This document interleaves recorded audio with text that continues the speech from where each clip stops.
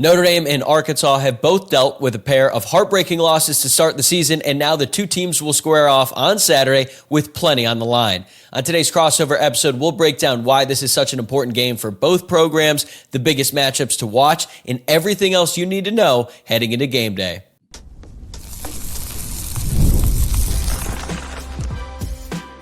You are Locked On Irish, your daily podcast on the Notre Dame Fighting Irish. Part of the Locked On Podcast Network, your team every day. Hello and welcome in to a special crossover edition of Locked On Irish and Locked On Razorbacks today. And thanks as always for making this your first watch or listen of the day. I'm Tyler Wojciak, the host of Locked On Irish, joined today by John Nabors, the host of Locked On Razorbacks. And this episode is brought to you by Mazda. Like our players, we sweat every detail because when you make every move count, pulling off the unexpected is only the beginning. Stay tuned later for highlights and this week's Moving the Game Forward.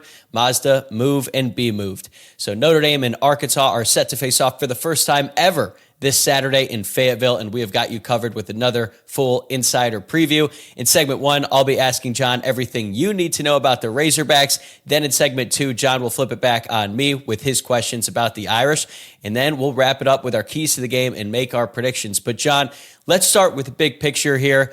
How would you describe the general vibe around the Arkansas football program right now after back-to-back heartbreaking losses? Because when I was looking at what Arkansas had done this season and comparing that to Notre Dame, I don't know if there are two different programs who have dealt with more heartbreaking losses to start the year. Yeah, well, it's for Arkansas. It's not just the year. It's been years like that. It's been going on like this. I talk about this record all the time. And the reason I keep bringing it up is because it shows, just to answer your question, the current landscape of how Razorback fans feel.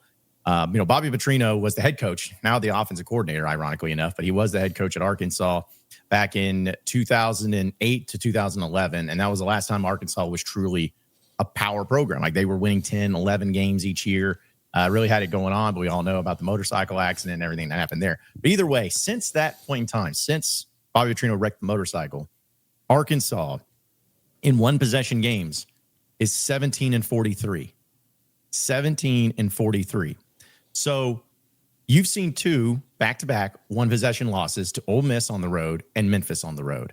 Now, it's not to say that Arkansas has embarrassed themselves. It's not to say that Sam Pittman is the worst coach ever. It's not to say that, everything is just awful because you're embarrassed and you're getting ran off the field like Chad Morris was still the head coach here. It's not that. It's just everything accumulated over those years, time and time again. People will get fed up, and the Razorback fans are fed up. They're fed up with not finishing games. They're fed up with being in positions to win, and they're fed up with losing to teams that they should beat. It's not to say that they're better than Ole Miss or even overwhelmingly better than Memphis, but they should have won those games. They should have taken care of business, but it's always their own mistakes, their own things that end up costing them. So things are pretty rough at Arkansas. It's not just this year. It's again over a decade span, and it's just toxic. I mean, I think everybody wants Sam Pittman gone. I think people even want the athletic director Hunter Yurchek gone in a lot of capacity. So very weird times over here in Fayetteville. Yeah, I can imagine. Then you got Notre Dame on deck this weekend, then a bye week, and then at Tennessee after that, followed by a game against Texas A&M. So it's a very difficult next few games for the Razorbacks. So how much is at stake for Sam Pittman and his future on Saturday? Well, I think it's a matter of, do they move on from Sam Pittman immediately or do they wait till the end of the year? That's kind of how I'm viewing this. I don't think Sam Pittman, regardless of what happens the rest of the season, and you could go and win all the games and go 10-2, that's just not going to happen. But I just think that it's time where, whether it's him getting fired or whether it's him retiring or mutual departing of ways, this is the last season for Sam Pittman. It certainly gives that vibe. But if Arkansas on Saturday against Notre Dame embarrasses themselves, and what I mean is get ran off the field on your home field against Notre Dame, which is not to say Notre Dame's a bad team, because I think they're better than, of course, what their record's shown. I know we'll talk about that. But to have that happen on your home field, that will be something that, since they have the bye week the next week, you'll probably see a move made, or it could happen to where there's a move made. But even then, even if it doesn't, I just don't see a scenario where Sam Pittman's going into his seventh year as a Razorback head coach. I don't think that there's any way of firing him in the middle of the season unless, again, it gets to an embarrassing feeling. But I think there's just a lot of uncertainty surrounding the program in the future and the direction of where it's going right now. For all the questions surrounding the future of the program, there are no questions about who the man is on this team. That would be the quarterback, Taylen Green. When he's at his best, he is a special player to watch.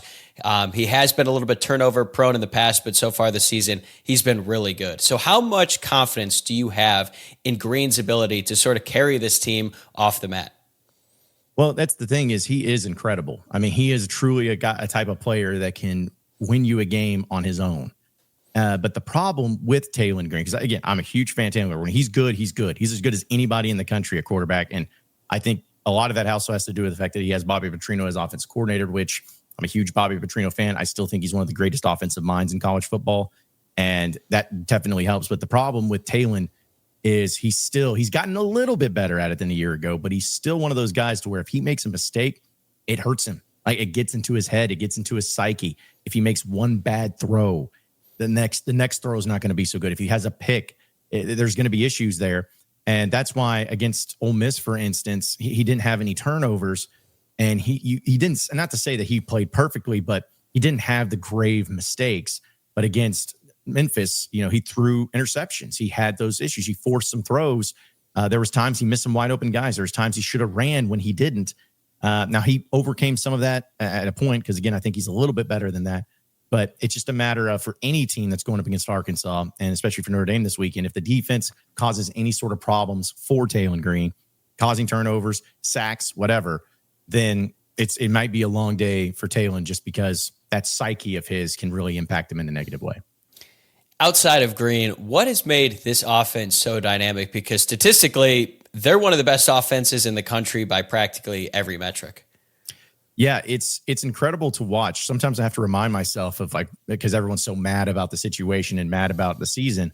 It's like, well, this offense is still, I know we're just 4 games into the season, but they're still one of the best offenses in the country, statistically speaking. And it goes back to the Petrino angle. Petrino can make offenses work no matter who his personnel is. I mean, there's offenses that are some better than some, but I always think back when Arkansas had Ryan Mallett, rest in peace. But when he had Ryan Mallett, that was a 6'7" quarterback that didn't run necessarily very fast, but he had a great arm. They were successful with him. But Petrino also had a guy named Lamar Jackson, won a Heisman with him. Could not be a more different type of quarterback than Mallett, but Bobby Petrino made them both work. And that's what makes him so good, is he's able to make offenses work given his personnel. And I truly think that what makes their offense effective is not only great play calling, but also having a great athlete like Taylen Green, but the amount of, for instance, wide receivers. Their best wide receivers, Omega Blake. I mean, the guy's incredible. However, there are other guys that can make plays. And you just, as a defense, you don't know. There's not like one guy you can key in on, like, hey, take this guy away, because they have wide receivers. They have tight ends that are getting very heavily involved. Rohan Jones is one of those guys that looks so athletic, you kind of forget about him. They have some really good running backs with Mike Washington and Braylon Russell, talent-wise. The offensive line, and this might be the biggest key, the offensive line, pass protection-wise, is incredible this year. It's truly incredible. They are protecting Taylen Green. And anytime you have an offensive line that's able to protect, there's always going to be more confidence sitting back there. So to me, it's just been an encompassing of, they can do a lot of different things against you, but they do the things right as far as protecting your quarterback, having different options, and having an incredible athlete, incredible quarterback like Taylen Green. Yeah, to your point about the receivers, Arkansas has 6 different guys who already have over 100 receiving yards on the year, 4 wide receivers and 2 tight ends. And Rohan Jones is somehow averaging 39 yards per reception. That's pretty efficient, I would say. But I want to flip it over to the defense real quick. Quincy Rhodes Jr. has flashed, certainly, with 5 sacks, including 2 last week against Memphis. Did you see this coming? Because I thought he was a good player going into the season, but he's been one of the best defensive players in the country so far. So Quincy Rhodes, he's a guy that Arkansas didn't have a whole lot of retention from last year's team defensively. And for me, Quincy Rhodes is a quintessential type of player to where he's not an all-American caliber guy. He's not going to, like Landon Jackson, who was on Arkansas defensive end last year, got drafted in the NFL, really good player.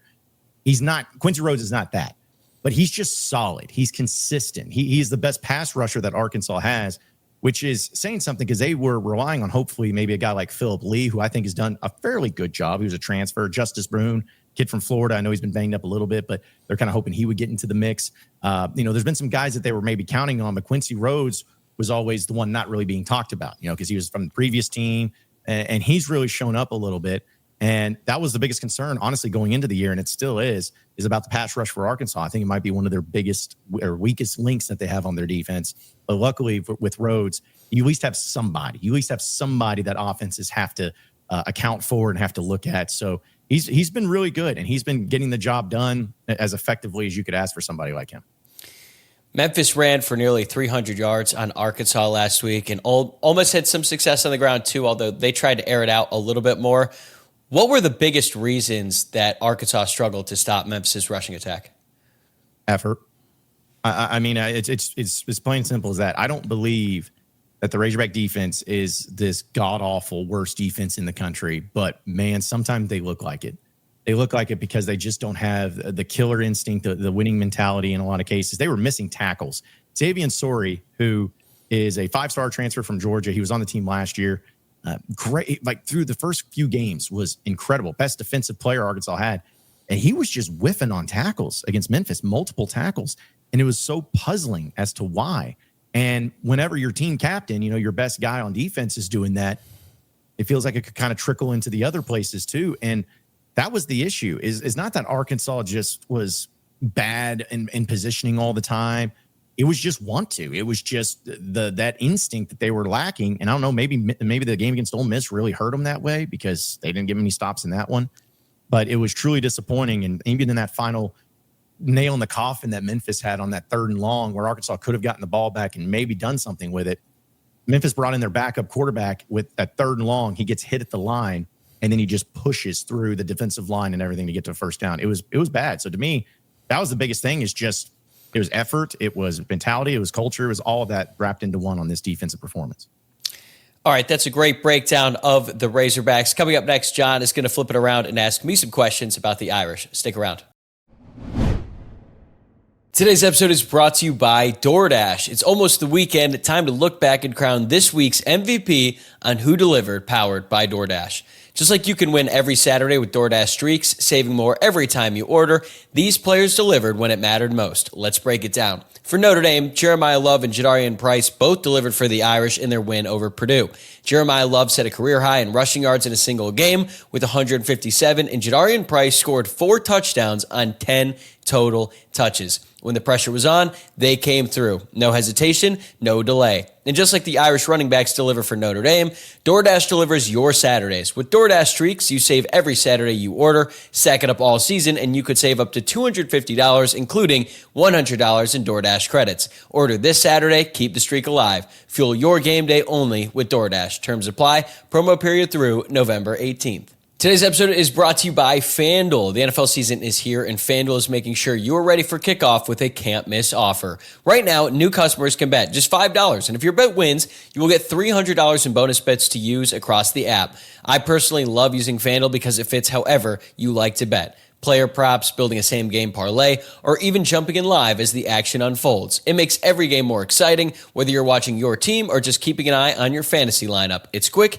easy, and the best way to add a little bit more energy to your Sundays. All right, it is Thursday, which means we've got Thursday Night Football later tonight, and we have got a doozy of a matchup. The Arizona Cardinals taking on the Seattle Seahawks. Not the best game in the world, but you know what? I'm going to take the Cardinals.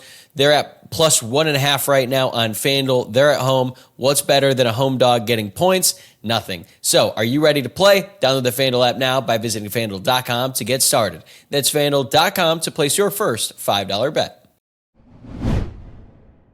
Welcome back into the Locked On crossover edition with Locked On Razorbacks and Locked On Irish. And so we got Tyler over here talking a lot about from the Notre Dame perspective. So Tyler, I got to ask you, this game here against Arkansas, I don't know if this is one that Notre Dame had circled on their schedule as being like, oh man, can't wait for this one. But given the circumstances of where things are with Notre Dame, losing a couple games, lost to an SEC team, Texas A&M recently, in a pretty heartbreaking fashion. Just what's the vibe and the mentality right now heading into this game against an SEC opponent on the road?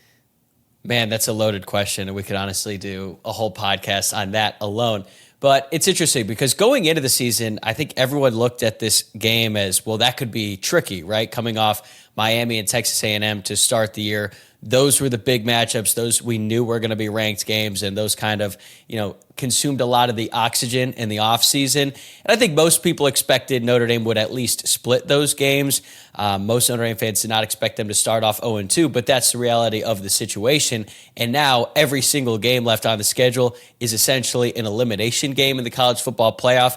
And after USC, about midway through October, Notre Dame's schedule softens up quite a bit. So they only have a couple more opportunities to really showcase themselves on a national stage. And I would include this Saturday as one of those opportunities. And I think that game I was referring to earlier with USC is another great opportunity. So this is a very big game for the Notre Dame football program, and more specifically the Notre Dame defense, because Chris Ash's unit has been under siege basically since the start of the season. Nobody saw that coming. Even maybe the most pessimistic Notre Dame fans expected their defense to just fall off a cliff in the way that they have with Chris Ash as the defensive coordinator. But now they're going to have a very difficult test on Saturday, going up against a Bobby Petrino-led offense with a really talented quarterback in Taylen Green. So it's kind of like, this is a prove-it game for Notre Dame, but specifically on defense, because if they get shredded again, they might not win this game on the road, and then they put themselves at 1-3 before October. So they're out of the playoff race. All the momentum they had going into the season will be gone. Or if they win, this could end up being the launching pad for them to sort of finish the season 10-2 and have a chance at making the playoffs. So there's a lot at stake in this game for the Irish. Yeah, I go into the defensive part because that seems to be where, if Arkansas fans are hoping and praying that they win this game against Notre Dame, that's where they're hoping that they can have some success. Yeah, you mentioned Chris Ash, which Razorback fans are a name familiar with. Used to be a defense coordinator at Arkansas for one season. But I just look at these rankings for statistics and everything, and I'm seeing total defense 100th in the country. Pass defense 130th. That might be last. It might be dead last in the country. Arkansas had a dead last pass defense a few years ago, so they know what it's looking like. But the defensive struggles, what is it? Is it the talent issue? Is it just being out of position? Is it the effort? What's making this defense be so bad statistically for Notre Dame? Well, there's a bunch of different reasons. I don't think it's a lack of talent, because Notre Dame returned a lot of starters from last year's defense that, is basically what led them to the national championship. And they had the number one pass efficiency defense in the entire country last year after playing 16 games and going against some really quality opponents. And Adon Schuler, the safety, is back. Leonard Moore and Christian Gray, they're starting quarterbacks during the later stretch of that season. They're both back this year. They got a nickel from Alabama who hasn't really been healthy in Devontae Smith. And they have had to replace Xavier Watts in the secondary, which proved to be, a very difficult task to overcome. But they bring in Chris Ash, and I think when he was first brought on, he was saying all the right things. He wasn't going to change anything. If it ain't broke, don't fix it. They're going to do a lot of the stuff that Al Golden did, but he was going to try to put his fingerprints and try to enhance it a little bit. Well, he has done quite literally the opposite of enhancing it. The secondary looks lost. They look confused at different times. Now, in fairness, we have to point out that they did play Miami, and they look like one of the best teams in the country. That's how they started the season. And Texas A&M, as a whole, they might not be the best team in the SEC, but it's a really high-powered offense with guys like Mario Craver and Casey Concepcion on the outside. But, putting that to a side, their performance in the first few games has been unacceptable. To me, I think the biggest issue on the Notre Dame defense is they have just not been able to generate enough pressure on the quarterback. Some guys that we thought would be big-time players by this point in the year, it hasn't really broken out yet. And Notre Dame just hasn't really been willing to blitz the quarterback all that much. I mean, they only blitzed 6 times against Purdue. So that didn't really make a whole lot of sense to me. Marcus Freeman seems completely fed up with the way that the defense has been handled so far. So I think he's going to be a little bit more active on that side of the ball during the week leading up to the game and on game day. So Notre Dame fans are hoping for a much different defense on Saturday, but we're going to have to see because they're going up against a very high-powered offense. Well, it seems like it might be set up for a high-scoring affair because the Razorback defense, as we talked about, has not been great either. In fact, if you look at their statistics, whether it's rush defense or pass defense, they're average to below average and have given up a lot of yards, have given up points and everything. So looking at that matchup from the offensive perspective for Notre Dame, obviously much better than the defensive side of things. What has been able to make their offense be somewhat effective? Has it been a great balance between the rushing and passing? Has it been more of just limiting turnovers? Like, what has it been about this Notre Dame offense that Razorback fans should be pretty concerned about going into Fayetteville? It's interesting because the Notre Dame offense has looked very different in each game. When they started off the year against Miami, they were breaking in a new starting quarterback, CJ Carr, who's a redshirt freshman, making his first career start on the road in a hostile environment. So they tried to throw a lot of short passes. They ran 11 screens in the game, a lot of horizontal passes to try to, get him comfortable. They took 2 shots downfield, and they weren't even that deep. They also ran a lot of RPO, so they were giving him the option to make decisions about whether to, hand it off to the running back or pass it. And then after that loss, a lot of fans were upset that their running backs, Jeremiah Love and Jadarian Price, did not get the ball enough. So then coming out against Texas A&M, they made a very conscious decision to feed the ball to Jeremiah Love, who is arguably the best running back in the country. I would say he's definitely in the top 2 to 3, no matter who you ask. And it looked like a much different offense. They started to force the run. They weren't running RPO. They ran a lot of ISO, designed runs, things like that. Even got him involved in the Wildcat that Arkansas made famous back in the Darren McFadden days. And then last week against Purdue, they just force-fed Jeremiah Love and Jadarian Price. Jadarian Price finished with 4 total touchdowns on 10 touches in the game, and then Jeremiah Love had a career-high 157 rushing yards. And whenever they did pass the ball, they were taking shots downfield. They opened the game with a 66-yard touchdown pass, had another 46-yard touchdown pass to Jordan Faison. So the offense going into this game looks like it's going to be built on running the ball to their 2 great running backs, and then once the defense starts to creep up, try to hit him over the top with a young quarterback, but one in CJ Carr, who's developing at a very fast rate, and Notre Dame fans are really excited about. Let me ask you just about the game itself, because Notre Dame being an independent, their schedule is pretty, up for grabs when it comes to who they can play and everything. But these 2 teams, first time like they're meeting ever, which is kind of crazy to think about that, and probably not in the circumstances that either team is wanting to go into this game, both with 2 losses. But just how do you feel like Notre Dame fans feel about this particular matchup? I mean, is it just like another game? Is there anything unique surrounding it? I know Lou Holtz coached for both schools, so there's that. Sure. And apparently Chris Ash was open. I mean, anything else as far as surrounding this particular game, going on the road to an interesting place like Arkansas and Fayetteville compared to what Notre Dame has normally done with their schedule? I think the vibe around the program kind of takes over the general optimism and the cool factor about playing a team like Arkansas for the first time, especially on the road. I know that a lot of my friends who are going to the game are really excited. I mentioned this before on the show. A lot of my friends are from SEC country, and they all ask me, like, are you going to Fayetteville? Unfortunately, I will not be able to make it, but every single one of them has said it's the most underrated SEC environment. So I'm disappointed I won't be able to make it. I think it's a really cool trip that, is probably not going to happen all that often. But the opportunity to go on the road and play an SEC team definitely excites the Notre Dame fan base. And, with all the pressure on this team and this season, when you consider the expectations that they had going in, this is a really huge matchup. I expected it to be a night game at the start of the year, but then ABC flexed it to noon to make room for Georgia, Alabama, and Oregon, Penn State at night. So, it's a great Saturday in college football. This is the first big game of the day. I think there's going to be a lot of eyeballs on it. So Notre Dame fans are definitely excited about the opportunity, but I would be lying if I said there wasn't a significant amount of angst and tension going into Saturday. So, which I get in. In fact, it's 11 a.m. really pissed off some Razorback fans because it's like, hey, this is a historical game. Let's be honest, there probably will not be another time where Arkansas plays Notre Dame in Fayetteville. I mean, like you think about how long it's been, it's probably the only opportunity, but let's just look at it from this perspective. What if Notre Dame loses to Arkansas? Because I think our Arkansas fans are like, hey, Notre Dame's going to win this. But if Arkansas beat Notre Dame, right? I mean, are heads rolling or are people getting fired immediately? Like, what would be the impact of something like that happening? It's funny that Arkansas fans are just chalking this up as a loss because everyone on the Notre Dame side is super nervous about this game, and they're talking about how they don't feel very good about this matchup.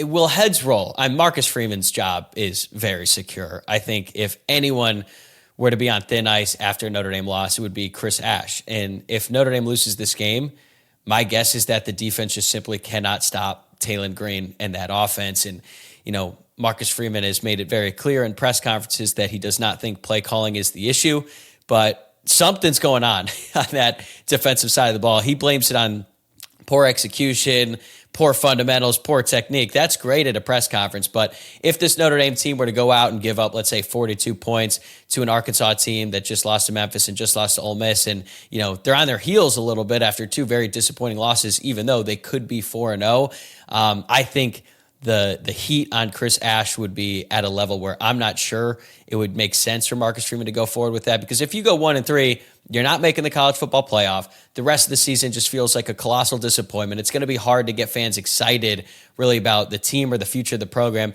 until a decision is made at defensive coordinator. So I don't want to say his job is on the line, but things could go bad if Notre Dame were to lose this game. And I don't think anyone on the Irish side wants to even think about what could happen. How funny is it that we've had a game between Arkansas and Notre Dame where whoever loses, coaching changes might happen on the staff? Like it's truly crazy and how everything in September too. Yeah. Arkansas second home game of the year, and they're already wanting people fired. So it's going to be a crazy one. But we'll get into some final thoughts and continue on with this Locked On crossover edition with Locked On Razorbacks as well as Locked On Irish. Stay with us. This episode is brought to you by Mazda's, moving the game forward for those who believe it's not just about playing the game, it's about redefining it. There are moments that do more than put points on the board. They move crowds, move culture, and keep moving the game forward. This week's moment that moved the game forward is Jadarian Price's kickoff return for a touchdown against Purdue. Even though the Irish had no trouble moving the ball all day, the team needed a spark after the 2-hour-long rain delay, and Jadarian Price came through. He had a 100-yard kickoff return to the house, not to mention the fact that Price also had 3 rushing touchdowns on top of that, as the Irish ran away from the Purdue Boilermakers 56-30. That's what keeps fans and players alike moving forward, always chasing the next great moment. When you follow what moves you, the unexpected is only the beginning. And just like there's more to every highlight, there's more to every Mazda vehicle. Mazda, move and be moved. All right, welcome back to this crossover with Locked On Irish and Locked On Razorbacks. And John, before we dive into the predictions, I want to hear about what the environment will be like at 11 a.m. local time on Saturday inside Razorback Stadium. That isn't a ton of time to tailgate unless there are some real hardcore diehards who are going to be out there loading up the coolers, getting on the grill at like 6 in the morning. I know that fans aren't too thrilled with the current state of the program, but I've got to imagine that they're going to be riled up and ready to go for this one, right? Oh, yeah. Well, I'll say this. I'm one of those idiots that our tailgate motto is we start at first light. So we're going to be out there early. And Razorback fans will get there as well. If this was any other team, if this was some, directional school or group of 5 school or even a low-level SEC school at 11 a.m., there'd be fans there, but it would definitely not be rowdy and packed and everything. But even the circumstances, it's Notre Dame. Like I talked about, this is not going to probably ever happen again. It's never happened in history. It's a unique game, and it's one that everyone has wanted to go to. If people bought season tickets this season, it was because of this game. So I think the crowd is going to be full. You're going to see a really good crowd, and the weather looks like it's going to be perfect. A high of 76 degrees and sunny. So, everything's going to be going well except for just the current state of the team. So, but it's about here's the deal with Arkansas. They have always started really well, especially offensively. Like they get to cooking, but it's the second half when things start to crumble. And so that's going to be the thing where if Arkansas gets off to a bad start, if they can't get things going offensively, it's going to take the crowd out quickly. People are already hanging on by a thread. Like they want a reason to go one way or the other. And if they come out uninspired, they come out, turn the ball over something, the atmosphere is going to go and everyone's going to be bouncing out. Like it's going to happen quick. So, but I think, again, crowd will be there. The atmosphere will be there. It's Notre Dame. There's certain teams, and not have to stroke Notre Dame's ego, but they're one of those teams. It's like playing Duke in basketball. It's like, just means something. Even if both teams stink, it means something. So I think the crowd will be good. We'll see what the atmosphere looks like. But the 11 a.m. kicks, man, it's just brutal. Absolutely brutal, especially for a unique game like this. But hey, we don't pay enough money. That's decided by the leagues and the contracts of the TV side of things. So we'll see. I've never actually partaken in a 11 a.m. tailgate. I've had some early ones, but never that early. Notre Dame plays all their home games at 3:30, and when I've gone on the road and I've gone to some different ones, it takes it out of you, man. But I'm sure that Arkansas fans are going to be ready to go for this one. What do you think is the single biggest key for Arkansas in order to win on Saturday? Literally try your hardest, like put effort. I know that sounds cliche, but I mean it. Like if they're going to win, it's simply going to come down to, as we look at, Notre Dame's defense has struggled. and Arkansas's offense has been really good. If Arkansas's offense plays a full 4-quarter game and they get it going, they still have all of they're locked in and everything. I just don't know if Notre Dame can stop them. Now it's going to be about those little things, those turnovers. If Taylen Green has that one interception, then it could change the entire tide of the offense. But to me, the defense is what the defense is. You're not going to stop Notre Dame's offense. Notre Dame's going to score points. They're going to score probably a lot of points. They're going to have big plays. But it's a matter of, can the offense just, it sounds stupid, but it's like, can they just outscore Notre Dame is where it's going to come down to. It's going to be a shootout. And so to me, it's going to come down to the offense playing a full 4-quarter game. Because again, against Memphis, they were cooking in the first half. They had 3 points in the second. If something like that happens, Arkansas is not going to win this game. But that's what makes it tough. And I keep bringing up the 1-possession record. If this game gets to a 1-possession type of game, Notre Dame's winning. I mean, that's just how it is. If it comes down to that, Notre Dame is winning. So I think that's probably the best way for Arkansas to just find a way as their offense play a full game from beginning to end.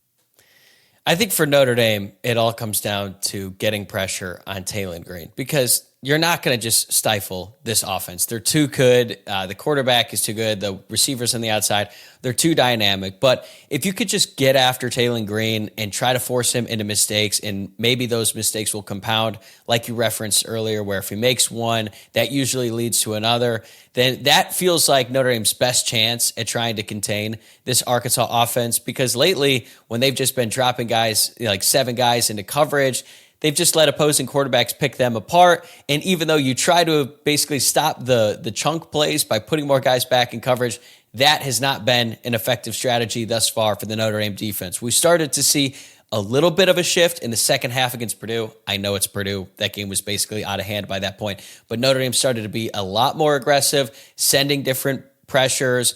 They had some interesting concepts where it looked like the opposing quarterback didn't really know where things were coming. And that was a staple of the Notre Dame defense last year. That has basically gone away ever since Chris Ash took over. So Arkansas is going to get theirs, but if they can just get after Taylen Green a little bit, try to force him into mistakes, that might be the only way that Notre Dame could slow this offense down. Yeah, and again, it's about mistakes. I think either one of these teams would agree, and most games kind of go this way, but turnover battle. Arkansas is dead even at turnovers, as far as turning it over as much as they have turned it over. I think Notre Dame's a little bit in the minus category, but I think it's about mistakes, and I think it's about the want to. Does Notre Dame want this game more? Because if Notre Dame wants this game more, they'll win. And I'm going to be fascinated to see what Arkansas's mentality is all week long. People are talking about heads rolling, firing coaches. Everything's bad. The ending of that game against Memphis, it was a bad taste in the mouth. Are they going to come out fired up and ready to play, or are they going to roll over and die? That's what an 11 a.m. kickoff against Notre Dame is going to prove.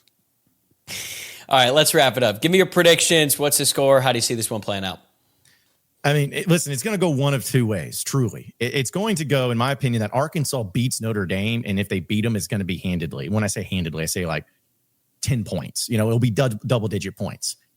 But it's more likely, to me, that Arkansas ends up losing this game by 10 to 14 points, just because of the current state of things. I understand that Notre Dame, they're not happy with the start of the season. I get it.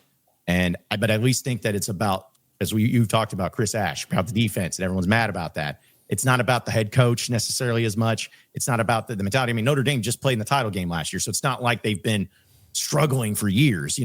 It's about that element. I think, just given the circumstances, I really hope it's not true, but given the circumstances, I think Arkansas, there's a good chance that they just throw in the towel and move on and just want to get out of the season. And against Notre Dame, that's very well could happen. So I think Notre Dame wins this one. I'll go with a final score of 31-21 Notre Dame. Holding Arkansas to 21 points would seem like a massive win. That would actually be quite a surprise for me. So I like Notre Dame 42-31. I think the first half is going to be a shootout, back and forth, just a ton of points early on, big chunk plays, and everyone wondering what the hell is going on the defensive side of the ball for both teams. But I think that Notre Dame's defense has been much better in the second half, and ultimately I think they're going to pull away late. So even though I have them winning by 11 points, I think it's going to be a very close game, a very back and forth one. And I'll be interested to see what the reaction is from Notre Dame fans if that ends up being the case, because it would be a great win, but it would be another game where they just aren't able to stop Arkansas's offense, or really any opposing offense. Yeah, it'll be fascinating. Again, I'll say this: the reason I have 21 points for Arkansas is just because, again, I think that it's about that start, and if they don't start well, that's as much as they're going to do. But if you told me that this game was going to get up to both teams scoring 40 or more points, I also wouldn't be surprised. I'll just tell you this: bet the over. Just bet the over, and I think you'll be in safe confines there. And I think both teams are going to score. It's just a matter of when and where and how much. All right. That'll do it for this Locked On crossover between Locked On Irish and the Locked On Razorbacks. Thanks again for making this your first watch or listen of the day. Huge thank you to John Nabors for joining me to preview this matchup. Make sure to check out Locked On Razorbacks for more great coverage from the Arkansas side. And if you're new here, hit that subscribe button on Locked On Irish so you don't miss any of our daily coverage of Notre Dame football. Enjoy the game, everybody.